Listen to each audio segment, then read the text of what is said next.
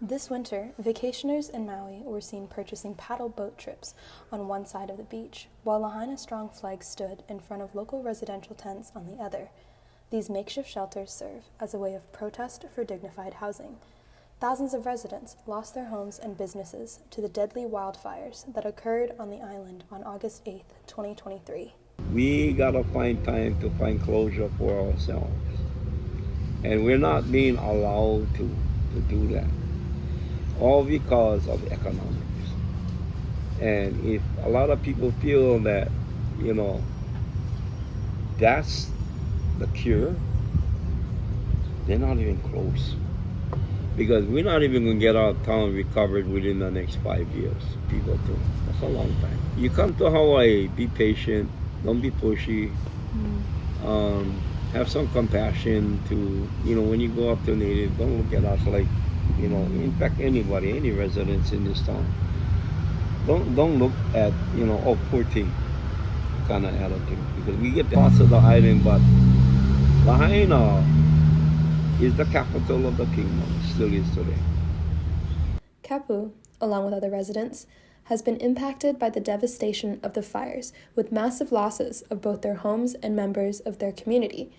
They were then disrupted by the early reopening of tourism on the island as they faced not only a loss of their properties, but also respect for their home. All I'm asking for the tourists to believe me, respect the island, respect the people. Don't be so harsh to them. You come here if you want to help, donate, find where you can donate. One of the ways that we're trying to still do tourism respectfully is making sure that we're tipping people well.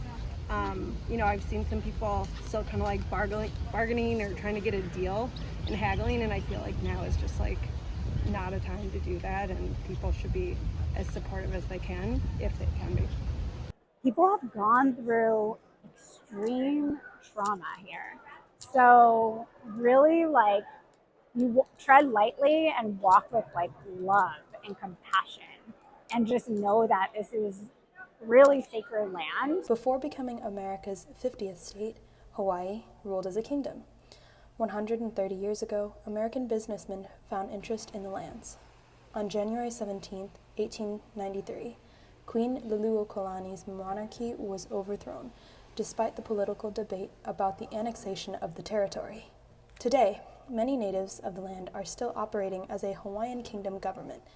According to the chairman of the Council of Regency, there is a separation between the government and the state. Even though the state of Hawaii recognizes Honolulu as its capital, Lahaina was the original capital of the Hawaiian kingdom. Many still hold a kingdom identification card, and it is widely acknowledged, not just by locals, that Hawaii was wrongfully claimed as a state. In light of this, native and non-native residents alike call for visitors to be aware and respectful of the islands, its rich, multifaceted history, and local authority when vacationing.